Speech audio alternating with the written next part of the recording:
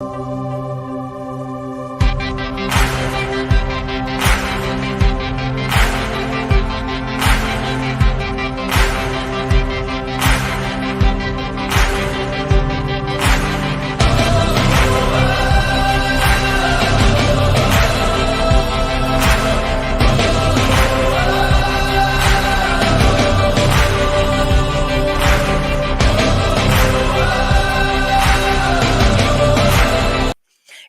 morning, everybody. So, I am here today to have coffee and a good time, but also to have a conversation with somebody that was my neighbor when I was a very small Amish child. Her name is Alicia, and she reached out to me after finding me through various different media outlets. And we had this conversation and been able to reconnect. And so, with that being said, please welcome Alicia. Good morning. Hello. Morning. Are you there? Oh, there you go. So, would you like to I tell us a little bit? you know. Oh, there we go. Oh, would you like to tell us a little bit about yourself? Sure. There's, um, I when she was little, um, lots of memories of playing and playing on my sister and just spending time with her when she was itty bitty. Mm, Itty bitty. not obviously to you guys, but I grew up English. She was still Amish at the time. Very different background when that comes about, but we still managed to be friends and have fun as we were allowed. Yeah, pretty much. Pretty much. So, Found her on a couple different platforms and reached out. I'd always you're you're kind of cutting out a little bit. Do do you have a sorry, I don't know. I don't know what's happening. But no. So, keeps freezing. as she's you could try turning your camera off and seeing if that works. Maybe it's using too much bandwidth. Oh, wait, I don't know about those things. Okay, let's try that. There, say something. Is that any better?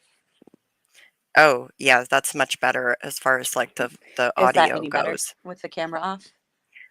Yes, much better. So Yeah, you're you coming live through better right across. also. You live right across the street from us, right? And your mom was the family. Oh, wait. Oh, good morning, Sarah. Welcome. Yes. But your so tell me a little bit about like your mom and your siblings. And I'm saying this because like if I remember right, your mom was like a single mom, right? Um, yes, my mom's a single mom. She raised me and my sister by herself. Um, we she was very independent, if you would say. Very much did everything she do as a single woman. Probably made some people in the community angry because she was so independent and bullheaded. So she raised me and my sister. On occasions, when your family was still across the street, she would befriend your mom, do different things. They'd have coffee on occasion. Um, I remember one time, I'm not sure that some of your siblings, and I believe you, but I might be wrong on that one, um, needed babysat for a short amount of time. and your mother's one rule was please don't turn the TV on. But my mom's like, okay, I won't turn the TV on, but you can't make me not turn on the radio. So some of your siblings and possibly you sat in front of the speaker of the radio for 2 hours and just stared at the speaker from the music and out of it. And every time mom would tell that story, she would crack up about it because she definitely, I mean, she followed the rules as far as the TV goes, but she wasn't going to sit in silence for 2 hours because nobody told my mom what to do for the most part. So she turned the radio on, and that's how she kept you kid. Worked. I mean, but like so like I remember vividly like your family, right? And that is hilarious, right? But also I'm pretty sure I was one of those kids sitting in front of the radio because I also remember getting in trouble for like listening to the radio, you know.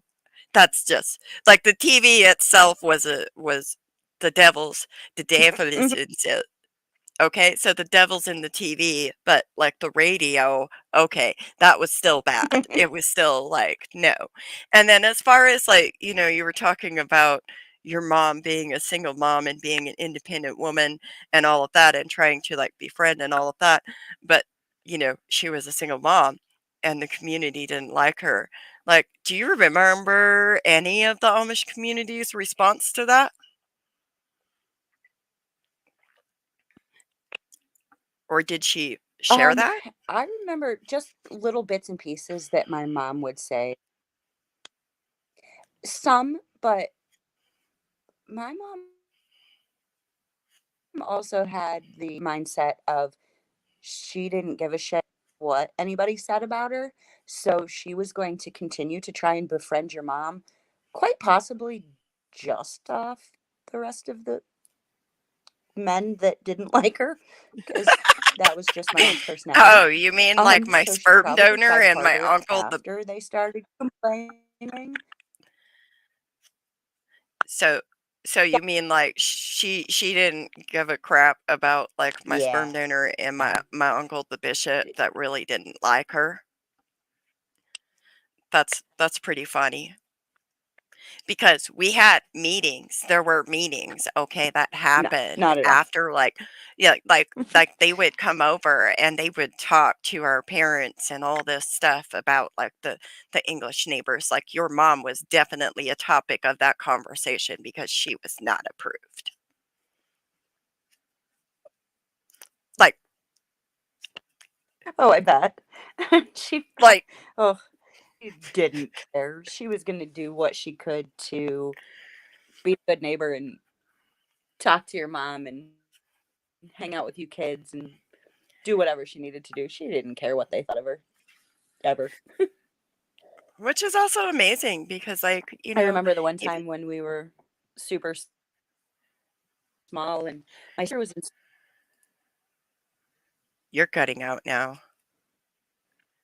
You were super I so small. wish we weren't freezing.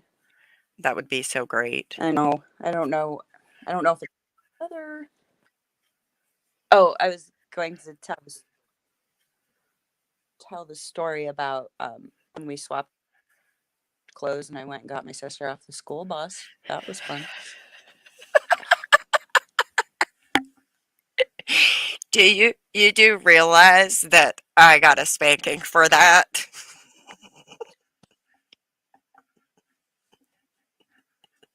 It Like wasn't like even you though. It was your mom. Like she's the one that encouraged it with my mom. oh hey, Sarah says I was accused of always going to the neighbors and watching Pretty sure my TV. sister never forgave that one. Your sister never forgave you for that one? No, my mom was good about that.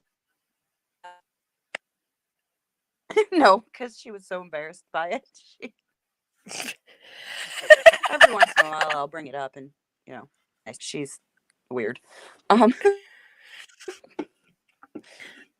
I mean, but like, you know, it just is one of those things where sometimes But siblings yeah. do things to embarrass their siblings, and it really just, yeah, siblings really do things.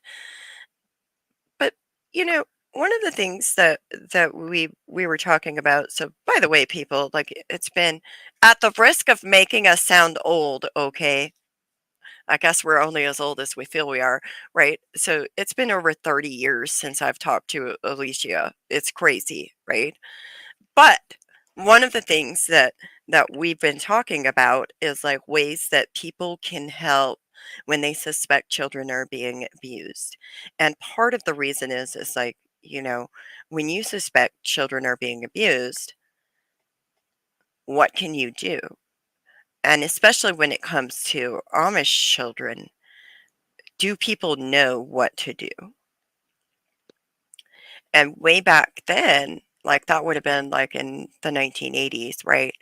And way back then, there was more of this mindset of like, well, they're Amish, and it was like this, we don't know if the laws even apply to them, or what exactly can we do. And so one of the things that Alicia had mentioned to me earlier was talking about um, when you work in the system, sometimes you may get very few Amish calls. Is that right, Alicia? Did I lose her? Yeah. Working for any of the different social services. Am I? I can hear you. I can hear you too, somewhat. Hello. Yes, you're having technical difficulties It, hearing me? um, there's a delay. It's not. Sooner or later it comes. There's a delay. Oh, okay. It's got that Amish internet. That's what it is. It is. But Can't lie. Very but spotty. you It's not good. but you were saying that working in the system,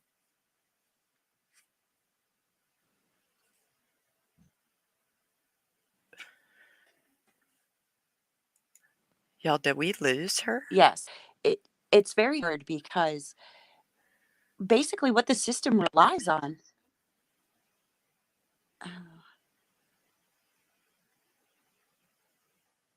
Is there any way I can in and possibly maybe that would work better? I don't know why it's being so weird. No. I don't have capabilities of calling in right now. It's really crazy. Them either. I don't understand it. Look, I was Amish. We don't know how this internet stuff works, and I don't know how to fix it.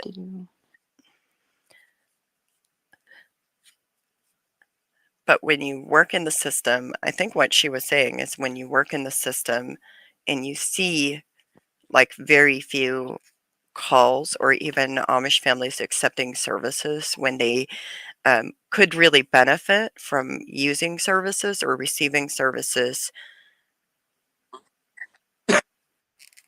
it can be very limited.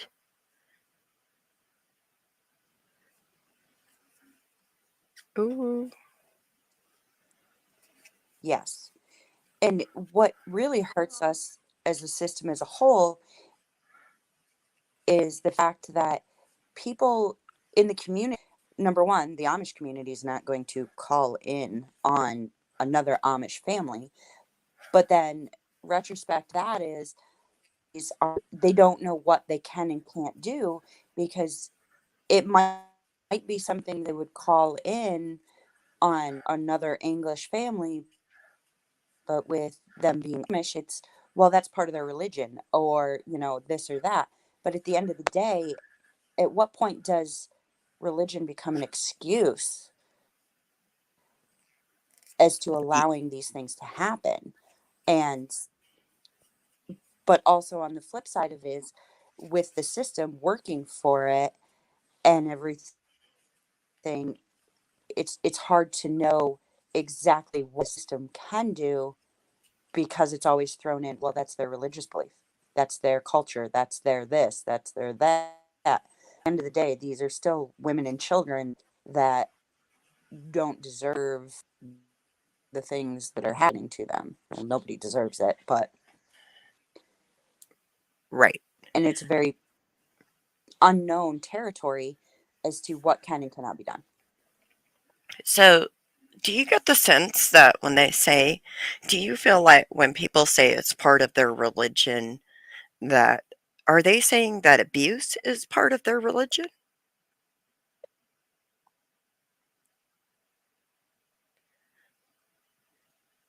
Oh, I think it's I don't think people actually see the abuse side of it. They see the and I mean that because so many of them see them physically beating the crap out of the kids in the front yard as the abuse portion of it. But if you saw an at 4 years old running a plow, you'd be like, whoa, there's just that's not right. Something should be done about that. But if you see an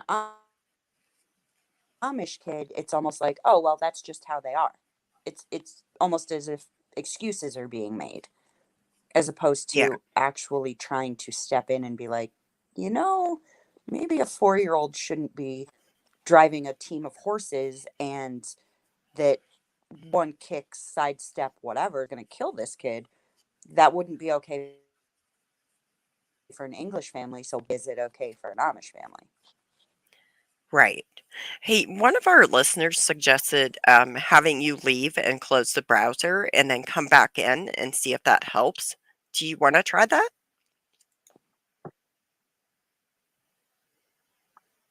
Okay. Yeah, I'll Okay. do that. Okay. Y'all get me. I'm just sitting here like mind blown.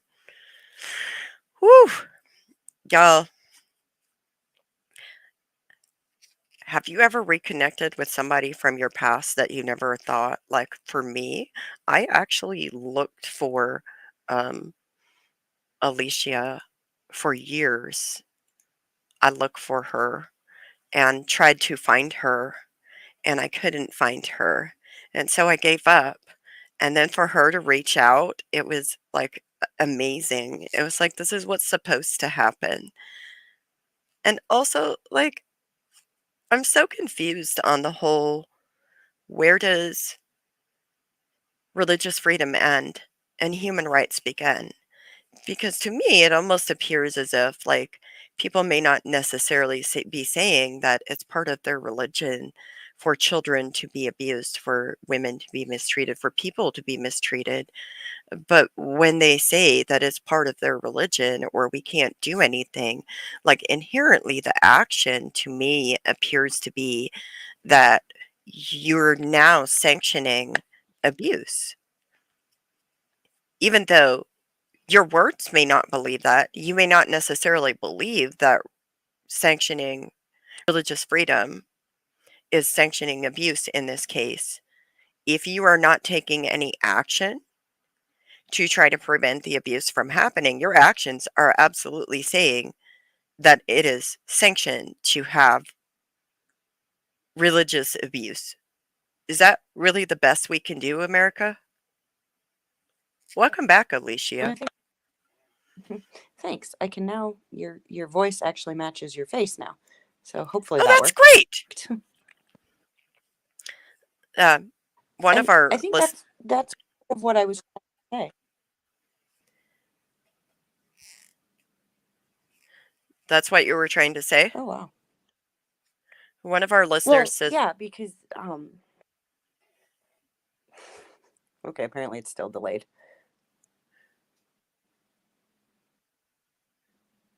because what?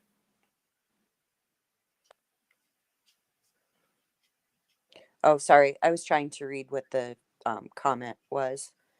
Oh, let me read it out loud. Judaism But law says you have to follow the laws of the place you live. Correct. Yeah. So, go ahead. And I Like, think what you were saying when I popped back in about the religious freedom is, where does religious freedom end and the ability to protect a child begin? Because a child is, yes, they're little, but they're still human who believe or who deserve to be protected, whether it's against family, friends, outsiders, whatever. It's not, it shouldn't be, oh, well, their religion says, or whatever, that they can start working in the fields at 4, but the kid across the street, you can't take their Xbox away or child services gets called. yeah, the the dichotomy is just so big. Like, you can't when you start thinking about human rights, and when you start thinking about rights for children, and you start applying that, I mean, like, where is it that there is a line that you draw in the sand? And you say, like, when you start really thinking about it with Catholicism, with the like right now with the Southern Baptist Church, and how like there's been this list of abusers that the church has kept, and they've released that and made it public. Um, it's not just Amish churches that this happens to. This happens to a lot of different religions, like the Jehovah's Witnesses, the LDS Church. Think Warren Jeffs, all of that. Um, when when our government, who is supposed to be um, not giving religious freedom for people to commit crimes, but rather religious freedom allows, like freedom of religion allows people to practice whatever religious beliefs. But there has to be a line drawn in the sand that says that you can practice your religion, but when you commit crimes, you will still be prosecuted for those crimes and held accountable for those Yes, crimes. And it almost seems like agreed. there is And I think a go ahead. I was just going to say, and that's the hardest part, being an English person looking in, though, is you don't know what you can and cannot say. You don't know what you can and cannot do to help, um as far as, especially back in the 80s. Like, my mom knew there were things going on, but she didn't know what to do, because it's not like, for instance, you call CYS on somebody and to get an investigation started or whatever. Well, that entails, phone numbers and addresses, and knowing who lives where, and who, stuff like that. And not knowing what you can and can't say or do, or what can and cannot be done, it's hard for an English family looking at an Amish family and being like, "Oh, well, yeah, I can call in on that, because no, that's just not right." There were plenty of times that my mom was like, "I don't like this. Something's off, whatever. But what can I do?" And even to the extent that, even if a call was made, who's to say the system is designed to take that call and be like, "Okay, yes, it is an Amish family, but this can't happen or that can't happen because they're still children." It's almost as if it's seen as, like, I don't know how to explain it, I guess. Like an entity, or something that can't be touched, and that's not how it should be. It's almost as if Amish people are seen as untouchable because they are the utopian, they are the darling, they are the peaceful, gentle people, they are the conscientious objectors. They can. It's like, for example, in the court ruling Wisconsin versus Yoder, which I don't know if you're familiar with or not. In the footnotes of that ruling, one of the things that they say is that Amish people commit no crimes. And so when you have a culture that only talks about and glorifies the culture and then promotes the narrative from the powerful, like, for example, academia and the media, they absolutely promote the narrative from powerful leaders of the community. And so that has been the reigning narrative, that has been the ruling narrative of what Amish people are. And it just continues over and over and over. And it has been going on for generations. Like, if you look at the world of academia and Amish studies, you will find that there isn't anything released about the abuse, really. I'm sorry, but you have 500 words about the abuse in context of forgiveness. And then you start a whole podcast on how you learn so much from the Amish about forgiveness. You glorify forgiveness. If you have a heart on for forgiveness like that, why don't you go be Amish? Oh, wait, I forgot. You weren't born in, so you would never reach equal social status with the powerful leaders because you weren't born in. You weren't given the privilege of being born Amish. And so they have controlled this narrative and this branding of Amish and the romanticization of Amish. And it has been going on for so freaking long that anybody that goes against the grain and speaks any semblance of the truth of what it really was like for them as a different member of that caste system than what the powerful leaders are, they try to silence them. They come after them. They slander them. They go and they try to make sure that that person has no autonomy and has no voice. And that's exactly it. Because, like you said, generationally, even knowing of the abuse and stuff like that, I still wouldn't know what to do to help. I mean, the work that you're doing and getting the word out and stuff like that, that is super helpful.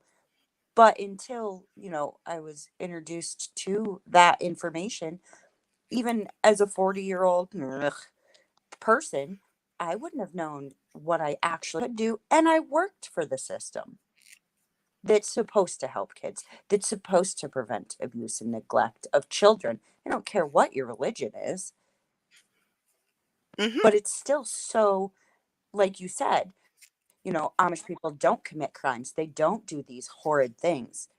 Yes, they do. That's like saying a doctor or a lawyer wouldn't abuse their kids because they're a doctor or a lawyer. Bull. They're just as likely That's to a beat the lie. crap out of their kid as an Amish person or the poorest planet. They're just people. Take them off the pedestal. Also, And I it's think that really ob. Go, it, go ahead. exactly. No, you're fine. Go ahead. I don't know what I was going to say. Oh, well, I think it's, like, absolutely, like, just obvious when people come in and they start, like, this whole glorification of Amish. Part of what they're doing, it's like they do this thing of, one, misinformation is being spread about Amish culture by academia, for example, and that's horrifying. Um, they're not painting a picture of accurate, like, Amish culture and what it's like. 2, what you're telling me is also in line with I've had conversations with multiple workers in the system who informed me that they received training that told them if an Amish person contacts their shelter for DV services, they are to turn them away because their community has services. That's a lie. That's a lie. I'm here to tell you that's a lie. You do not get to turn away Amish people just because they're Amish people. Stop doing that. And the other thing Wow. is that in That some I've never heard places, working in this. no, literally, it just happened in the last month. Seriously, multiple people. And the thing is that people are horrified when they realize that's a lie because they did what they were taught to do, and they were taught by, yeah, yeah. What kind of person teaches people to turn away people just because of their religious affiliation? Sorry, not sorry, but that's unacceptable. Oh, it's very much so unacceptable and appalling. If I have somebody who comes to me and says, I need help for this, I don't care what clothes they're wearing, I don't care what background they come from. You get them the help. You don't turn them away because they happen to be in plain clothes and, you know, just because you don't understand. No, you offer them all of the resources that are out there for any other human being because they're human. I don't care what they dress like, what they look like, what they may or may not believe religiously. If they're searching for the help, you help them. Also, another thing that I've witnessed and That's important. observed is people who are in positions of, assisting people with domestic violence and sexual assault and child abuse and all of that, who decide that, well, we're not going to offer our Amish clients this service because it would probably go against their religious beliefs. Look, you know what I'm going to tell you? Stop doing that. You offer them the same services, all the services that are available to them or that may be an option for them, the same as you would for any other client. Stop deciding that you know what's best for your clients. You are literally deciding that they are stupid and they cannot figure out how to navigate their own life. Amish people are not stupid.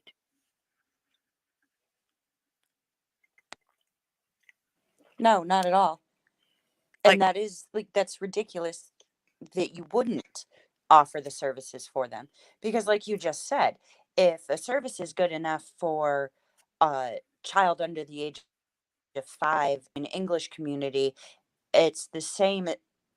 The only thing that may be a barrier for that service would be the language barrier thank you. with smaller Thank children. you. I don't know if it's still a thing, like, so figure it out. Thank you. Exactly. Exactly. The language barrier is a big thing, But but I've also also, come to the conclusion in certain areas, yeah, but that's a barrier for all kids. I mean, that aren't English as like first language, whatever. So it's okay to offer services to a child who was born Spanish speaking, but not offer services to someone who Dutch or German or whatever. Like, why? p- So you can't find an interpreter? Figure it out. There's enough Amish who have left the communities that probably can still speak the language that could be an interpreter. Like, figure it out and get those kids the help they need. thank you. I have another thing that's been brought to my attention, and this is something that really grinds my gears, and it really, really grinds my gears about like people trying to, report. There's certain counties, multiple counties, where plain people have created what they call the conservative crisis intervention committees, and what's been happening in multiple counties in PA is that when somebody makes a report of suspected child abuse to the child line in PA, because that's how PA reports suspected child abuse. Um, Children and Youth Services, by the time they arrive at the home to investigate, the Conservative Crisis Intervention Committee is there. And let me tell you something about the Conservative Crisis Intervention Committees. They are not necessarily there for the survivors. So asking them to interpret is one, they have a bias because the goals I have here, look, in my book, okay? Objectives of the CCI. The CCI goal is to build trust in the community so they are trusted by the people so that they can confess their addictions before they get involved in abusing and preying on children. It is to establish a good working relationship with CPS, district attorney, county, and state officials. It is not to work around or avoid the law, but working with the law to find alternatives in a Christian setting instead of prison terms in a worldly environment. So if their goal is to keep perpetrators of abuse out of prison, please explain to me how there's no bias. Well, that to me just Anyone? sounds like, well, if you get caught doing something bad enough, we're just going to ship you to a different community. And there's more goals and objectives and even more that I've underlined, but I can't read all of that today. But still, like that's like why? Why is CYS? And I've even heard instances of CYS and Children Youth Services literally turning over investigations to the CCI committees. Why? These people are not qualified to be doing investigations of child abuse. So why is it okay to abandon Amish and Plain children? Why? It shouldn't be. And unfortunately, the people that are making those rules are the people that come from the bigger cities and areas that have never experienced an Amish community, seen an Amish community, interacted with an Amish community. So they're coming up with all of these rules and regulations of, oh, this is how it should be done. But are they taking into consideration any of the people who actually have grown up around, seen, spoken to, hung out with, whatever, these Amish communities? No, they don't ask the questions that need to be asked. They don't do any of that. Well, and not even just that, but like, most Amish and Plain people, when they talk about abuse, they will talk about it in very veiled ways, which is where they also need to consider input from, people that were born in, people that were joined in, because we have valuable information that can help actually having better ways of reaching and protecting Amish and Plain children. Like, just we do. And that's the way it should be. It, it shouldn't be. Now, are you saying that this committee on, sorry, can't remember exactly what you called it, that you were reading out of the book, are those ex Amish? Are they Amish that are doing this Um, thing? Like, I guess I don't know if you broke. I just don't understand what it is. okay, so there's different ones, right? So, for example, there's conservative crisis intervention committees that are Mennonite, Amish, Mennonite, Mennonite, Amish, Amish, more Amish, more Amish, more Amish. Like, so that's kind of the thing that is like, there's various, it's an Amish Mennonite joint venture in some ways. One of our listeners has a question. And the people Okay. inside of those committees are still in the church. They're active members of the church. And what do I like one of the things that I always talk about is how the church has to protect the branding. It doesn't look good for branding if like because Amish isn't just a religion, it's also a business, it's a culture, we literally have different DNA. Like our DNA literally has certain we have like our own genetic diseases. Like Yeah, and yeah. that's the thing that blows my mind. Okay, so you have these people who want to protect the religions and the cultures and this and that are supposedly trying to help, but one, odds are they're covering up more of it, so no bad light on the religion. Mhm. Mhm. It just, why wouldn't you have people who have left the communities or whatever, who have had the backbone and the ability to leave, why wouldn't you have those people trying to work and help and make these policies and things so that maybe some of the Amish that it's happening to can see, oh look, they were us, and now Yeah. things have helped them and they've gotten help and resources and stuff like that. Yeah. I don't, I don't I'd like it to know what it's I can do to help that. Okay, one second. We have some questions. Do Amish and Mennonites vote? Are they involved in politics? That can vary by community, but I have lived in communities where they did vote. Like they literally went with a 15 passenger van to vote. Okay. I've also lived in communities where they did not vote. So it varies. It varies.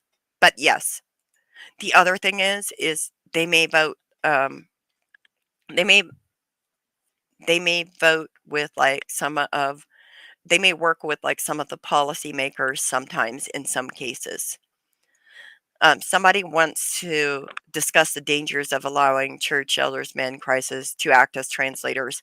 Oh, and the appropriate way to handle the language barrier for when caring for plain children when abuse is suspected. So what they're talking about is this: is there is a well-known social work professor who I won't mention by name who wrote an article in the Child Welfare Journal where she talks about using Amish leaders and CCI committees translate translate for Amish children. Why would you ask people who have something to gain from protecting the branding to translate for suspected abuse victims? Why? If you wouldn't do that for an English child or for a Spanish speaking child or for any other language, English as a second language speaking person, why would you do that for Amish people or plain people? Don't do that. As Alicia said earlier, there are plenty of people that are native PA Dutch speakers. You can go find PA Dutch speakers that will translate for you. And I know that some people are doing that. Some people in PA actually are doing that. They are finding native PA Dutch speakers, and there are people working on becoming certified translators for the legal system for PA Dutch. Which, by the way, some people may also not know this, but there's some Mennonites that may speak PA Dutch as and English as their second language because sometimes Amish leave and then they become Mennonite. There's also people that speak Plattdeutsch that are plain. There's people that are Amish that are called the Swartzy Amish, and they also speak what is a different dialect of something else. They speak Swiss German. So just know that there's various languages. And one of our other commenters says abusing children is beyond worldly right. If you don't want to go to a worldly prison, don't do worldly bad. Oh, oh, yeah, that's right. Very good point, Paul. If you don't want to go to a worldly prison, you shouldn't I do like that worldly one. shit like abusing your children. Oh, Judith. Thank you, Judith. Correction. Yeah. Hi, Alicia. I'm so thankful you are bringing these evils to light, right? Aw. Yeah. Well, so getting back to like kind of like the overview of like one of the things. So like for me, I remember wanting to talk to you more and I couldn't because I didn't have enough English. I didn't know. Like I didn't learn like to more fluently speak English until I went to Amish school and that was in a whole different community because by that time the church had already made because of the accident the church had already made um, my mother had to move to a different place in the church. They had an auction. They sold off everything, and she had moved. Like, and so I have to wonder, like, what was your family's take on that when we had to move after the accident, Alicia?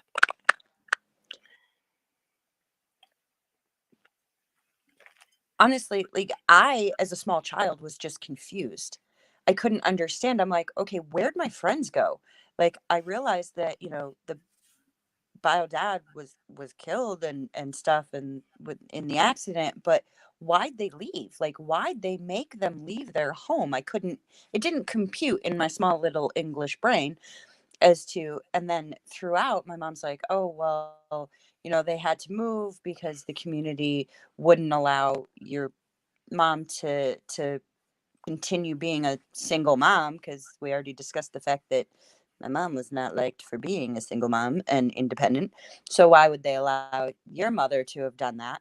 So you had to move, she's like, I'm pretty sure, they marry him off real quick and this and that, which you cleared that up for me. But it's just all I could think of is where'd my friend go? Because yeah, we didn't speak a whole lot because, the language barrier, but I still saw you as my friend. Like, where'd she go? Why is she gone? I didn't get to say goodbye.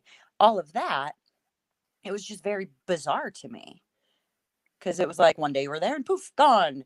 And it didn't it didn't compute. I couldn't understand why you guys couldn't have just stayed there and grown up there, and like my mom was raising us, and I didn't understand it. And even looking back, it was almost like a culture shock because it's like, well, if they made her move and remarry and do this and do that, like, are they going to do that to my mom because she's single? And like, I don't, it was hard as a small child to understand.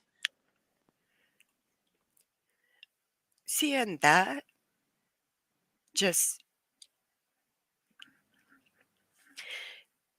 I've never understood how a religion that sits there and says they are, they're conscientious objectors. They're seen as the peaceful, gentle people, but they tear apart families, they tear apart relationships, and they do this in such a horrible way that it's traumatizing and it's awful because it's like when you have your friend and then your friend's just all of a sudden gone and there's no like no goodbye, there's no nothing. Like that's horrible. And in some ways it can make people It feel is like because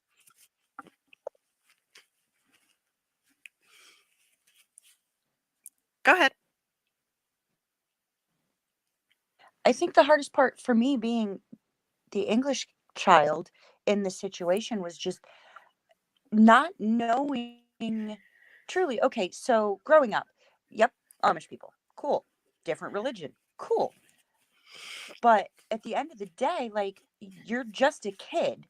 You're a kid. I was a kid, so to us it was very unfathomable of like, why are my friends gone? Why do we have to move? Why do these things happen? And not having the explanation of, well, this is what their religious belief is, and this is why they're doing this, and this is, whatever, right, wrong, or indifferent, like whatever. But it's the not knowing, and it's not because at the end of the day, you were a kid. I was a kid. Like, it had nothing to do with you being an Amish kid and I was an English kid. It was, we were kids and we were friends and we didn't understand. And you can't tell me that these Amish kids that see English kids like doing things and experiencing things, and yes, their religion may say this is evil, this is bad, don't do this, don't do that, can't be friends with them. But kids, it's the same thing in an English community. Like, you're not born hateful or scared or whatever of a different culture, color, creed, religion. You just see them as a kid. You just want to be friends, you want to play, you want to interact. So, but we're still continuously dividing kids. And Why? I think that was the biggest thing for me to get over, which is why I think I always tried to find you and like, not in a creepy way, but keep tabs on you to be like, is she okay? Did she make it? Yeah. Because at the end of the day, you were just gone. Like, I didn't get that goodbye. I didn't get your friend's going to be okay. I didn't even get an explanation. Like, a lot of times, if your friend moves away, you get the explanation of, well, their parent got a new job, or they're moving to be closer Right. to family, or whatever. It was just poof, gone. Right. Right. And like I told people while you were out and coming back, I was like, look, like I tried to find her Because, like, here's the thing is, like, when you make connections with people, I think it is human to want to have connections. So regardless of whether somebody is Amish, English, whatever, everything else in between, um, regardless of whatever religious affiliation people have or whatever, at the end of the day, building connections with people that mean something to you, even as a child, like, it's important. It's human nature to want to feel connected to people. And when that's just ripped away from you, that is like horrific and traumatic in so many ways. And it makes an impact on you. But also, somebody says, nice shirt. Did I show you guys my shirt? Y'all want to see my shirt? Hmm. I'm just, there's more. Um, but yeah, should we talk about the shirt and then close this out? Like the shirt, Sounds good. The shirt. the shirt, for example. Okay. So for some of you who may not know, um, after the Sins of the Amish documentary series came out, there was a plain preacher who decided to warn the congregation about, you know, if they watch Sins of the Amish, they're going to be like cast out of the church pretty much. And also, there's wanton harlots in there. So I don't know what a wanton harlot is, but I'm really trying my best to live up to that. And then here's some more. These are some of the things that people have called me since that series came out: mentally ill, bitter, angry, and salty. So I made a shirt. I'm leveling up. It's hilarious. If that's the best they can do, they obviously haven't learned anything about me and they don't know me at all. Because the only one that's new there in that list would be the wanton harlot. I love it. But yeah, that's about it. Do you have any parting thoughts for people on, because you mentioned earlier how, like, until like you saw the work I was doing, you still didn't know. Do you have any parting thoughts for anybody that may be listening that suspects their neighbor's kid or some child they know is being abused?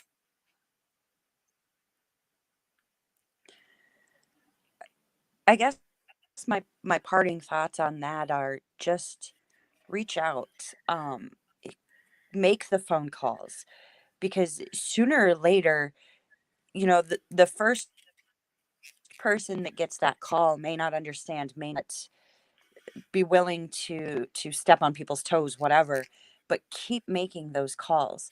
Everybody's like, "Oh, stop calling, blah blah blah." No, don't. Keep making the calls, because sooner or later you will hit a worker, a somebody who understands, who realizes, who maybe has seen Mary's community and the um, website and stuff like that. So they might be more apt to be like, oh, I can look at this. I can get this person help. I can offer these services. It just might take a few extra phone calls, but don't give up. Keep trying, because they're worth it. All of those kids, all of those babies, all of those women, men, whatever, are worth your time, your energy, your help. It's just finding the right person to help them. Correct. We are out here, believe it or not. It's just Oh, finding us. yeah. And I will vouch for that. There are people out there that will help you. One of the things that somebody asked me is like, what would I say to people um, that want out of abusive situations? And one of the things that I would say is this: is number one, are you safe? Are you safe? If you're not safe, reach out. There are people, there are organizations, there are entire organizations that are dedicated to helping people escape abusive relationships or situations for you. There are people who care, because you guys are all worthy. You are worthy of being treated with dignity and respect and common human like courtesy. Like, you're worthy of that. I promise you. You are worthy of that. You're worthy of having love and compassion and kindness and empathy. And I hope every single one of you has a fabulous Saturday. Have a good one.